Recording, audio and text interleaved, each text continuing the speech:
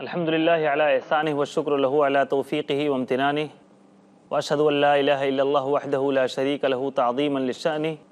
अल्लाहुम्मा सल्लि व सल्लिम अला अब्दिका व रसूलिका मुहम्मदिन व अला आलिहि व सहबिहि व इख़वानिहि अम्मा बाद। नाज़रीन किराम, एक बार फिर हम आपके सामने सीरत नबी सल्लल्लाहु अलैहि वसल्लम के गुलदस्ते से मज़ीद कुछ फूल लेकर हाज़िर हैं। आप सबका इस्तक़बाल है। अस्सलामु अलैकुम व रहमतुल्लाहि व बरकातुहू। आज हम आपके सामने ग़ज़वे बनु क़ुरैज़ा और ग़ज़वे खंदक के बाद के हालात पे मज़ीद रोशनी डालेंगे। दरअसल ये आसाबी जंग जो नबी अकरम सल्लल्लाहु अलैहि वसल्लम ने जिसका सामना किया और सहाबे किराम ने जिसका मुकाबला किया और अल्लाह रब्बुल आलमीन ने इस आसाबी जंग में मुसलमानों को फ़तह दी और जिसके असरात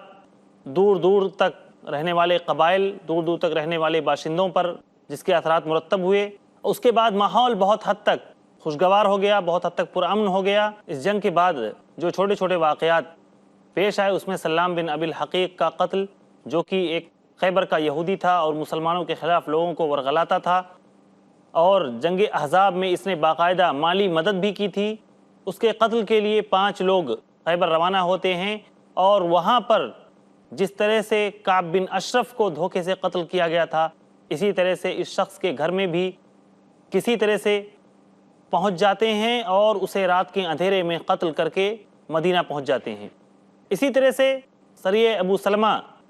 जिनको अल्लाह के रसूल सल्लल्लाहु अलैहि वसल्लम ने कुछ लोगों की बगावत को दबाने के लिए रवाना किया था, वहाँ वो पहुँच के फ़तेह हासिल करते हैं। उनकी बहुत सारी बकरियाँ और ऊँट वगैरह हाँक के ले आते हैं,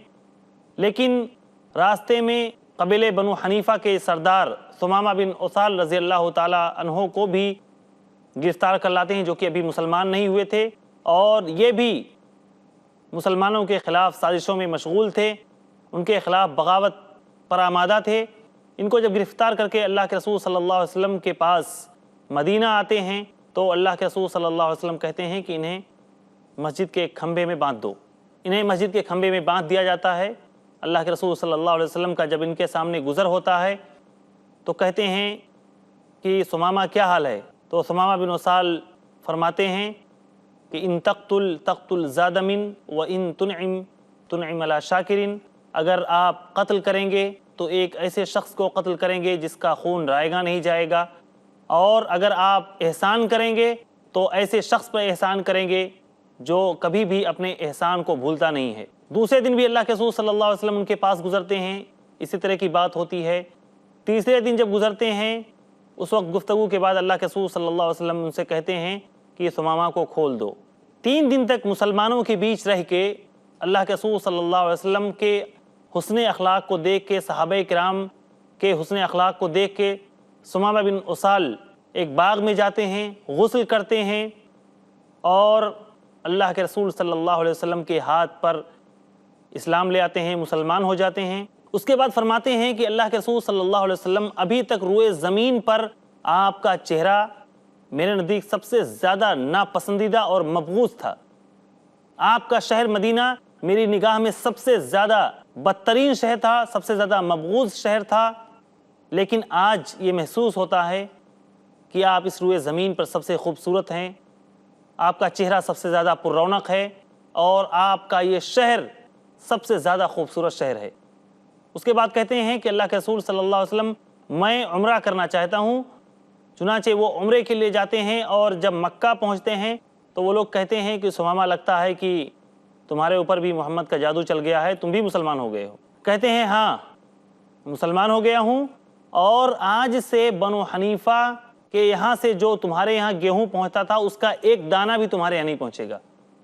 दरअसल मक्का वाले बनु हनीफ़ा से ही गेहूँ वगैरह मंगाया करते थे, उसी पर उनका गुज़र बसर होता था। और जब ये चैलेंज और ये ख़तरा उन्हें महसूस हुआ कि अब तो हम भूखे रह जाएंगे, अगर वहाँ से गेहूँ नहीं आया तो मेरे लिए बहुत बड़े नुकसान की बात है, बहुत बड़े ख़तरे की बात है, तो अल्लाह के रसूल सल्लल्लाहु अलैहि वसल्लम के पास उन्होंने अपनी रिश्तेदारी का हवाला देकर के, अल्लाह के रसूल आप हमारे रिश्तेदार हैं, ये हैं वो हैं, आप बनु हनीफ़ा वालों से कहिए कि जो गेहूँ हमारे यहाँ भेजते थे वो भेजते रहें। अल्लाह के रसूल सल्लल्लाहु अलैहि वसल्लम उसकी इजाज़त दे देते हैं। इस तरह से और छोटे छोटे सराया, सरिये वादिल क़ुरा, सरिये ईस, सरिये जुमजुम, सरिये दिल जमर और छोटे छोटे सराया, छोटे छोटे ग़ज़वात इस दरमियान होते रहे। اور اللہ کے رسول صلی اللہ علیہ وسلم کو جب بھی یہ خبر ملی کہ کوئی قبیلہ آپ کے خلاف بغاوت پہ آمادہ ہے، مدینے پہ چڑھائی پہ آمادہ ہے، یا مسلمانوں کی راہ میں رکاوٹ بن رہا ہے، دعوت اسلامی کی راہ میں روڑے اٹکا رہا ہے، تو اللہ کے رسول صلی اللہ علیہ وسلم نے پوری طاقت کے ساتھ اس کو دبا دیا اور پورے طور پر اس طاقت کو کچل دیا۔ اس کے بعد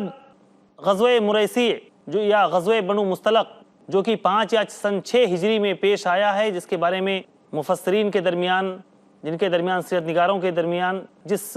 جنگ کے تعلق سے سیرت نگاروں کے درمیان اختلاف ہے کہ کس جنگ میں پیش آیا۔ یہ غزوہ تو بہت بڑا غزوہ نہیں تھا، لیکن اس میں کچھ واقعات ایسے ہوئے جس کی وجہ سے یہ غزوہ بہت زیادہ قابل ذکر بن گیا۔ دراصل اللہ کے نبی صلی اللہ علیہ وسلم جب جنگی محاذ پر پورے طور پر کامیاب ہو گئے اور آپ کے دشمن آپ سے خوف کھانے لگے، آپ کو اور آپ کے ساتھیوں کو آپ کے راستے میں جو وہ روڑے اٹکاتے تھے، جو آپ کے لیے پریشانیاں پیدا کرتے تھے، یہ ساری چیزیں جب بہت حد تک دب گئیں، ختم ہو گئیں، اور آپ کے لیے راستہ آسان ہو گیا کہ اللہ کے پیغام کو انسانیت تک آرام کے ساتھ پہنچا سکیں، تو یہ چیز منافقین کے لیے تقریباً ناقابل برداشت تھی۔ وہ لوگ ابھی تک اپنی ریشہ دوانیوں میں پورے طور پر مشغول تھے۔ وہ نہیں چاہتے تھے کہ اللہ کے رسول صلی اللہ علیہ وسلم اس روئے زمین پر ایک طاقت قائم کرنے میں کامیاب ہو جائیں۔ یہ منافقین جو ابھی تک اللہ کے رسول صلی اللہ علیہ وسلم کے خلاف ہر طرح کی سازشوں میں مشغول تھے اور اپنے ہاتھ سے کوئی بھی موقع ضائع نہیں ہونے دیتے تھے، غزوہ مریسی کے موقع پر بھی ان کو اپنی بدتمیزیاں کرنے کا پورے طور پر موقع ملا، اور اس میں بھی انہوں نے خوب بھنانے کی کوشش کی۔ اللہ کے رسول صلی اللہ علیہ وسلم اس جنگ کے لیے جب روانہ ہوئے، آپ کو خبر ہوئی کہ حارث بن ابی ضرار جو آپ کے خلاف حملہ آور ہونا چاہتا ہے، اللہ کے رسول صلی اللہ علیہ وسلم مریسی کے ایک چشمے پر پہنچے اور وہاں پر آپ سے جنگ ہوئی، چھوٹی موٹی جنگ ہوئی اور آپ کو فتح نصیب ہوئی۔ اس جنگ میں اللہ کے رسول صلی اللہ علیہ وسلم کی بیوی حضرت جویریہ رضی اللہ تعالی عنہا، جو کہ ثابت رضی اللہ تعالی عنہ کی حصے میں آئی تھی، اللہ کے رسول صلی اللہ علیہ وسلم نے انہیں خرید کر اور آزاد کر دیا۔ اسی وجہ سے بہت سارے مسلمان جن کے حصے میں غزوہ بنو مستلق کے موقع پر یا غزوہ مریسی کے موقع پر جن کے حصے میں جو بھی خاندان آئے تھے، ان کو سب کو آزاد کر دیا اور کہا کہ یہ اللہ کے رسول صلی اللہ علیہ وسلم کے سسرال والے ہیں، اس لیے ہم بھی انہیں آزاد کر دیتے ہیں۔ اس جنگ میں یا اس جنگ سے پہلے ہر موقع پر منافقین نے اپنی بدتمیزیاں کی تھیں، سازشیں کی تھیں۔ غزوہ احد کے موقع پر 300 لشکر کو لے کر، 300 لوگوں کی تعداد لے کر یہ شخص عین جنگ کے موقع پر واپس آ جاتا ہے۔ اسی طرح سے غداریاں کرنا، عیاری کرنا، مسلمانوں کو تکلیفیں پہنچانا، یہ کوئی بھی موقع ایسا نہیں آتا تھا جس میں یہ لوگ کسی قسم کی شرارت نہ کرتے رہے ہوں۔ لیکن غزوہ مریسی میں اللہ کے رسول صلی اللہ علیہ وسلم کے خاندان پہ ڈائریکٹ حملہ کیا۔ یہ نہیں چاہتا تھا کہ اللہ کے رسول صلی اللہ علیہ وسلم کی یہ دعوت دوسروں تک پہنچے۔ سوچا کہ جنگی میدان میں تو ہم انہیں شکست نہیں دے سکتے، لہٰذا کوئی نفسیاتی حملہ کریں اور اخلاقی حملہ کریں، اور جب اس شخص کا گھر ہی محفوظ نہیں رہے گا تو پھر اس کی دعوت بھی کامیاب نہیں رہے گی اور دوسرے لوگ اس سے بدظن ہو جائیں گے۔ کہ اللہ کے رسول صلی اللہ علیہ وسلم جب خطبے کے لیے ممبر پر بیٹھتے تھے تو جمعہ کے روز یہ منافق عبداللہ بن ابی بن سلول خطبے سے پہلے کھڑے ہو کر لوگوں سے کہتا تھا کہ دیکھو لوگوں، یہ اللہ کے رسول صلی اللہ علیہ وسلم ہیں، انہیں اللہ رب العالمین نے لوگوں کی ہدایت کے لیے بھیجا ہے، ان کے ذریعے سے ہمیں اسلام جیسی نعمت ملی ہے، لہٰذا ان کی بات غور سے سنو، اس پر عمل کرو۔ ایک قسم کی چاپلوسی تھی، لیکن اللہ کے رسول صلی اللہ علیہ وسلم اس شخص کو برداشت کرتے تھے۔ لیکن غزوہ احد کے بعد یہ شخص بے حیائی اور ڈھٹائی کی انتہا کو پہنچا، جبکہ پورے طور پر غداری کر چکا تھا، اور جب اللہ کے رسول صلی اللہ علیہ وسلم احد کے بعد خطبہ دینے کے لیے کھڑے ہوئے اور اس سے پہلے اس شخص نے کھڑے ہو کر کچھ باتیں کرنی چاہیں تو گھسیٹ کے صحابہ کرام نے اس شخص کو باہر کر دیا، کہا کہ اے اللہ کے دشمن، اب تجھے کوئی حق نہیں پہنچتا ہے کہ اللہ کے رسول صلی اللہ علیہ وسلم کا تو تزکیہ کر، تو ان کی اہمیت کو ہمارے سامنے واضح کر کہ یہ کون ہے، کس لیے آئے ہیں، ان سے ہمیں کون سی نعمت ملی ہے۔ یہ شخص رسوا اور ذلیل ہو کر مسجد سے باہر نکل گیا، اور ایک صحابی نے حالانکہ کہا کہ چل کے اللہ کے رسول سے مغفرت طلب کرو، وہ تمہارے لیے مغفرت طلب کریں گے، لیکن یہ شخص بڑبڑاتا ہوا باہر نکل آیا کہ دیکھو اچھی اور بھلی بات کرنا چاہتا ہوں، اس کے لیے بھی لوگ اجازت نہیں دیتے۔ اللہ کے رسول صلی اللہ علیہ وسلم اس غزوے میں، غزوہ بنی مستلق یا غزوہ مریسی میں، اپنی زوجہ محترمہ حضرت عائشہ صدیقہ رضی اللہ تعالی عنہا کو اپنے ساتھ لے کر گئے تھے، اور آپ کا طریقہ تھا کہ جب بھی آپ اس طرح کے کسی سفر پہ روانہ ہوتے تھے تو اپنی کسی بیوی کو بھی اپنے ساتھ رکھتے تھے، قرآن اندازی کر کے انہیں بھی اپنے ساتھ لے جاتے تھے۔ اس سے ہمیں بھی یہ نصیحت ملتی ہے کہ انسان یا ایک شوہر جب کسی ایسے سفر پہ جائے، خاص طور سے ایسا سفر جو کہ لمبا سفر ہو، تو تفریح کے لیے اپنی بیوی کو بھی اپنے ساتھ لے کے جائے۔ ایسا نہ ہو کہ انسان خود تو پوری دنیا گھومے اور عورت کو اپنی چہار دیواری کے اندر بند کر کے رکھ دے۔ دراصل عورت کے لیے بھی اس میں تسلی کا سامان ہوتا ہے۔ حالانکہ جنگ ایک ایسی چیز ہوتی ہے جو خطرات سے پر ہوتی ہے، پھر بھی اللہ کے رسول صلی اللہ علیہ وسلم اپنی کسی زوجہ کو بھی اپنے ساتھ رکھتے تھے۔ پھر کیوں نہ اگر ایک شخص کہیں تفریح کے لیے جا رہا ہے، کہیں گھومنے کے لیے جا رہا ہے، تو اپنی بیوی کو کیوں نہ اپنے ساتھ لے کے جائے۔ اس سے ایک عورت کو یہ احساس ہوتا ہے، اس کے نفسیات پر بھی یہ اثر پڑتا ہے کہ اس کے شوہر کے ہاں اس کے لیے ایک مقام ہے، ایک درجہ ہے۔ ایسا نہیں ہے کہ بیوی کو اپنے ساتھ سفر میں لے جانا یا تفریح کے لیے کہیں مناسب و معقول جگہ پہ لے جانا کوئی غلط چیز ہے یا بے حیائی کی چیز ہے۔ یہ شریعت اس بات کے لیے لوگوں کو باقاعدہ آمادہ کرتی ہے، اور اللہ کے رسول صلی اللہ علیہ وسلم کا اسوہ ہمارے سامنے موجود ہے کہ اس طرح ہمیں بھی کرنا چاہیے تاکہ ہمارا عائلی نظام جو ہے وہ پورے طور پر میل محبت پر استوار ہو اور گھر کی فضا بھی میل محبت ہی پر باقی رہے۔ اس جنگ میں، جنگ مریسیع میں، اللہ کے رسول صلی اللہ علیہ وسلم ایک موقع پر منافقین کی سازشیں جب انتہا کو پہنچ جاتی ہیں اور آپ دیکھتے ہیں کہ انہی کی سازشوں کی وجہ سے انصار اور مہاجرین کے درمیان جھگڑے کی نوبت آنے والی ہے، تو آپ بہت زیادہ رنجیدہ ہوتے ہیں۔ واقعہ یہ ہوتا ہے کہ عمر رضی اللہ تعالیٰ عنہ کے ایک غلام جہجاہ جن کا نام تھا، اور ایک انصاری ایک کنویں پہ پانی بھرنے جاتے ہیں۔ پانی لینے کے درمیان دونوں سے ٹکراؤ ہو جاتی ہے۔ انصاری انصار کو آواز دیتا ہے اور مہاجر مہاجرین کو آواز دیتا ہے۔ اللہ کے رسول صلی اللہ علیہ وسلم کو جب یہ خبر ہوتی ہے تو بھاگے ہوئے اللہ کے رسول صلی اللہ علیہ وسلم وہاں پہنچتے ہیں اور کہتے ہیں کہ میں تمہارے درمیان موجود ہوں اور یہ جاہلیت کی پکار تم لوگ پکار رہے ہو۔ ناظرین کرام، وقت ہوا ہے ایک چھوٹے سے وقفے کا۔ وقفے کے بعد پھر آپ کے سامنے ہم روبرو ہوں گے، تب تک کے لیے اجازت دیجیے۔ السلام علیکم۔ السلام علیکم ورحمۃ اللہ وبرکاتہ۔ ناظرین کرام، ہم آپ کے سامنے پھر منافقین سے متعلق کچھ باتیں لے کر حاضر ہیں۔ اللہ کے رسول صلی اللہ علیہ وسلم اس غزوے میں، غزوہ بنی مستلق یا غزوہ مریسیع میں، اپنی زوجہ محترمہ حضرت عائشہ صدیقہ رضی اللہ تعالیٰ عنہا کو اپنے ساتھ لے کر گئے تھے، اور آپ کا طریقہ تھا کہ جب بھی آپ اس طرح کے کسی سفر پہ روانہ ہوتے تھے تو اپنی کسی بیوی کو بھی اپنے ساتھ رکھتے تھے، قرآن اندازی کر کے انہیں بھی اپنے ساتھ لے جاتے تھے۔ اس سے ہمیں بھی یہ نصیحت ملتی ہے کہ انسان یا ایک شوہر جب کسی ایسے سفر پہ جائے، خاص طور سے ایسا سفر جو کہ لمبا سفر ہو، تو تفریح کے لیے اپنی بیوی کو بھی اپنے ساتھ لے کے جائے۔ ایسا نہ ہو کہ انسان خود تو پوری دنیا گھومے اور عورت کو اپنی چہار دیواری کے اندر بند کر کے رکھ دے۔ دراصل عورت کے لیے بھی اس میں تسلی کا سامان ہوتا ہے۔ حالانکہ جنگ ایک ایسی چیز ہوتی ہے جو خطرات سے پر ہوتی ہے، پھر بھی اللہ کے رسول صلی اللہ علیہ وسلم اپنی کسی زوجہ کو بھی اپنے ساتھ رکھتے تھے۔ پھر کیوں نہ اگر ایک شخص کہیں تفریح کے لیے جا رہا ہے، کہیں گھومنے کے لیے جا رہا ہے، تو اپنی بیوی کو کیوں نہ اپنے ساتھ لے کے جائے۔ اس سے ایک عورت کو یہ احساس ہوتا ہے، اس کے نفسیات پر بھی یہ اثر پڑتا ہے کہ اس کے شوہر کے ہاں اس کے لیے ایک مقام ہے، ایک درجہ ہے۔ ایسا نہیں ہے کہ بیوی کو اپنے ساتھ سفر میں لے جانا یا تفریح کے لیے کہیں مناسب و معقول جگہ پہ لے جانا کوئی غلط چیز ہے یا بے حیائی کی چیز ہے۔ یہ شریعت اس بات کے لیے لوگوں کو باقاعدہ آمادہ کرتی ہے، اور اللہ کے رسول صلی اللہ علیہ وسلم کا اسوہ ہمارے سامنے موجود ہے کہ اس طرح ہمیں بھی کرنا چاہیے تاکہ ہمارا عائلی نظام جو ہے وہ پورے طور پر میل محبت پر استوار ہو اور گھر کی فضا بھی میل محبت ہی پر باقی رہے۔ اس جنگ میں، جنگ مریسیع میں، اللہ کے رسول صلی اللہ علیہ وسلم ایک موقع پر منافقین کی سازشیں جب انتہا کو پہنچ جاتی ہیں اور آپ دیکھتے ہیں کہ انہی کی سازشوں کی وجہ سے انصار اور مہاجرین کے درمیان جھگڑے کی نوبت آنے والی ہے، تو آپ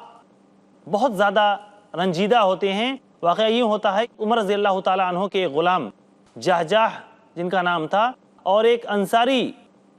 ایک کنویں پہ پانی بھرنے جاتے ہیں۔ پانی لینے کے درمیان دونوں سے ٹکراؤ ہو جاتی ہے۔ انصاری انصار کو آواز دیتا ہے اور مہاجر مہاجرین کو آواز دیتا ہے۔ اللہ کے رسول صلی اللہ علیہ وسلم کو جب یہ خبر ہوتی ہے تو بھاگے ہوئے اللہ کے رسول صلی اللہ علیہ وسلم وہاں پہنچتے ہیں اور کہتے ہیں کہ میں تمہارے درمیان موجود ہوں اور یہ جاہلیت کی پکار تم لوگ پکار رہے ہو۔ عبداللہ بن ابی ابن سلول جو اس طرح کے واقعات کی طاق میں لگا رہتا تھا کہ اس طرح کا موقع ملے اور وہ کوئی فتنہ کھڑا کرے، جب اس کو خبر ہوتی ہے کہ انصار اور مہاجرین کے درمیان ٹکراؤ ہو گیا ہے تو وہ شخص اپنے لوگوں کے بیچ میں ڈینگتا ہے، کہتا ہے دیکھو ہم لوگوں نے انہیں اپنے ہاں پناہ دی، ان کی مدد کی، ہر طرح سے انہیں سکون اور اطمینان پہنچایا، آرام پہنچایا، اپنے مال میں انہیں حصے دار بنایا، اپنا سب کچھ ان کے لیے قربان کیا۔ ان کی مثال تو ایسے ہی ہے کہ جیسے کسی کتے کو پالو اور وہ شخص تمہیں ہی ڈس کھائے۔ ہم لوگ مدینہ پہنچیں گے تو مدینہ پہنچنے کے بعد جو شخص عزت دار ہے وہ بے عزت قسم کے لوگوں کو، ذلیل قسم کے لوگوں کو مدینے سے باہر نکال کے پھینک دے گا۔ صحابی حضرت زید بن ارقم رضی اللہ تعالیٰ عنہ وہ موجود ہوتے ہیں اور وہ یہ خبر جا کے اللہ کے رسول صلی اللہ علیہ وسلم تک پہنچاتے ہیں۔ اللہ کے رسول صلی اللہ علیہ وسلم کو جب یہ خبر ہوتی ہے تو آپ سخت پریشان ہوتے ہیں، رنجیدہ ہوتے ہیں، اور ایک دوسرے صحابی اسید بن حضیر کہتے ہیں اللہ کے رسول صلی اللہ علیہ وسلم اس شخص کو چھوڑ دیجئے، جانتے ہیں کہ آپ کے آنے کے بعد یہ شخص کس قدر جلن کا، حسد کا شکار ہوا، کیونکہ اس کے تاج پوشی کی ساری تیاریاں مکمل ہو گئی تھیں اور آپ کے آنے کی وجہ سے سارا اس کا کام بگڑ گیا، لہٰذا یہ شخص اپنے حسد و جلن کو چھپا نہیں پاتا ہے۔ عبداللہ بن ابی ابن سلول کے بیٹے حضرت عبداللہ رضی اللہ تعالیٰ عنہ، عبداللہ بن عبداللہ ابن ابی ابن سلول جو کہ ایک صحابی تھے اور سچے و پکے مومن تھے، انہوں نے تو کہا اللہ کے رسول صلی اللہ علیہ وسلم آپ اجازت جب تک نہیں دیں گے تب تک اس شخص کو میں مدینے میں گھسنے نہیں دوں گا، اور اس کو میں بتا دوں گا کہ کون منافق ہے اور کون سچا ہے، کون ذلیل ہے اور کون عزت دار ہے۔ اللہ رب العالمین نے منافقین کی ان سازشوں کو اور ان کی ان بدتمیزیوں کو بے نقاب کرنے کے لیے باقاعدہ ایک سورہ منافقون نازل کی ہے۔ اسی طرح منافقین کی سازشیں اور ان کی بدتمیزیاں جو ہو رہی تھی اس کو جاننا چاہیں تو سورہ احزاب کی آیت نمبر 12 سے آیت نمبر 20 تک اگر آپ پڑھیں تو آپ کو اندازہ ہو جائے گا کہ یہ اللہ کے رسول صلی اللہ علیہ وسلم کے خلاف کس قسم کی سازشوں میں مبتلا تھے اور ان کا طرز فکر اور طرز عمل اللہ کے رسول صلی اللہ علیہ وسلم کے لیے کیا ہوتا تھا۔ اس کے علاوہ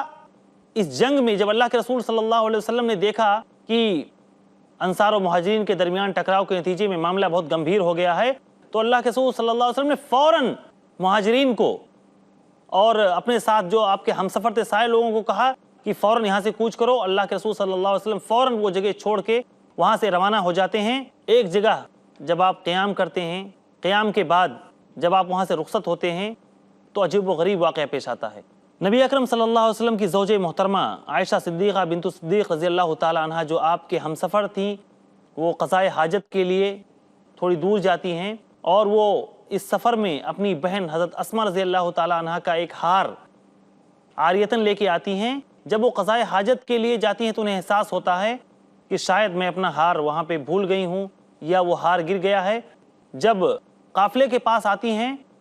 اور یہ خیال آتا ہے تو فوراً لوٹ کے جا کے وہاں وہ ہار ڈھونڈنے لگتی ہیں۔ اس درمیان قافلہ وہاں سے روانہ ہو جاتا ہے۔ وہ لوگ جو اللہ کے رسول صلی اللہ علیہ وسلم کے ہودج کو اونٹ پر رکھتے تھے، چونکہ وہ زیادہ لوگ ہوتے تھے اور حضرت عائشہ صدیقہ رضی اللہ تعالیٰ عنہ جیسا کہ خود کہتی ہیں کہ ہم بہت ہلکی پھلکی تھی، کیونکہ ابھی آپ کی عمر بھی کم تھی، پھر غذائیت کا بھی مسئلہ تھا جس کی وجہ سے ہم لوگ بہت ہلکے پھلکے ہوتے تھے۔ چنانچہ یہ لوگ ہودج کو اٹھا کے اونٹ پہ لاد دیے اور جان نہیں پائے کہ اللہ کے رسول صلی اللہ علیہ وسلم کی بیوی حضرت عائشہ صدیقہ رضی اللہ تعالیٰ عنہ اس میں موجود ہیں۔ جب یہ قافلہ وہاں سے روانہ ہو جاتا ہے اور عائشہ صدیقہ وہاں پہنچتی ہیں تو دیکھتی ہیں کہ قافلہ وہاں ہے ہی نہیں، وہ وہاں پہ لیٹ جاتی ہیں اور اللہ کا کرنا ایسا ہوا کہ انہیں نیند آ جاتی ہے۔ پیچھے سے ایک صحابی صفوان بن معطل سلمی رضی اللہ تعالیٰ عنہ جو سفر کے پیچھے پیچھے قافلے کے پیچھے پیچھے چلتے تھے، آ کے دیکھتے ہیں تو حجاب کا حکم نازل ہونے سے پہلے انہوں نے عائشہ صدیقہ رضی اللہ تعالیٰ عنہ کو دیکھا ہوتا ہے، اس لیے فوراً پہچان جاتے ہیں اور کہتے ہیں کہ اللہ کے رسول کی بیوی۔ چنانچہ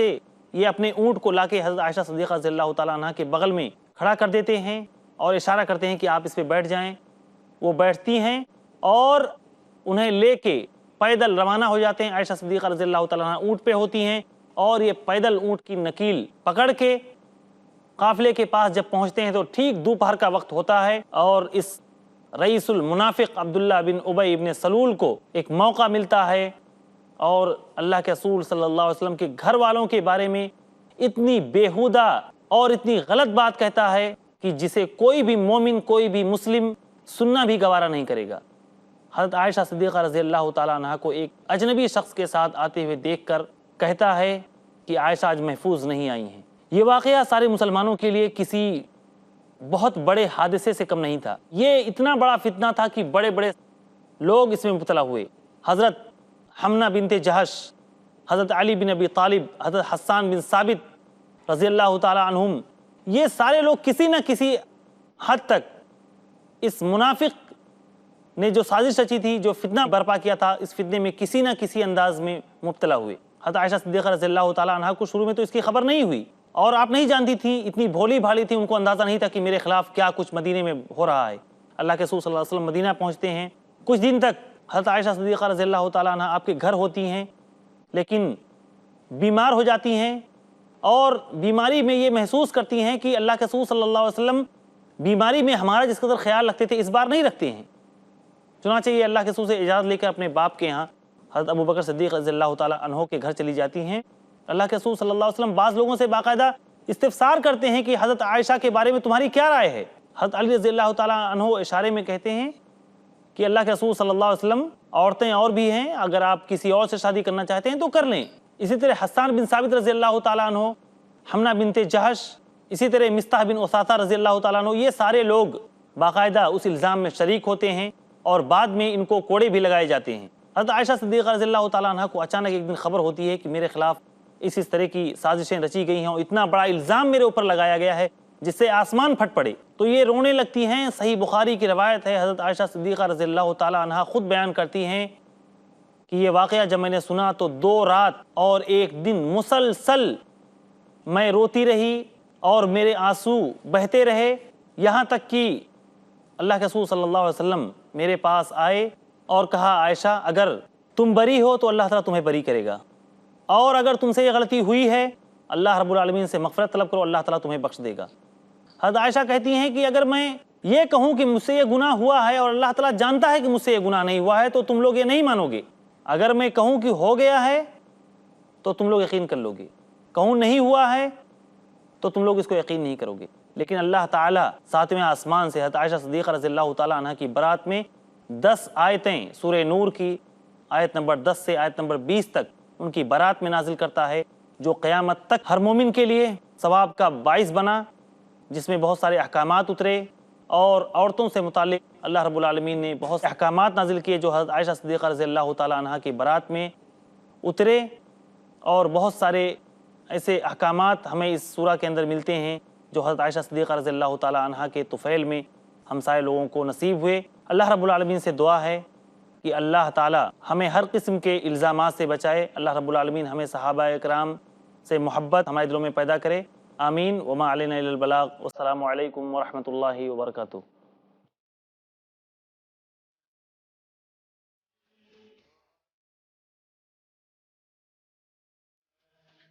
رسول اللہ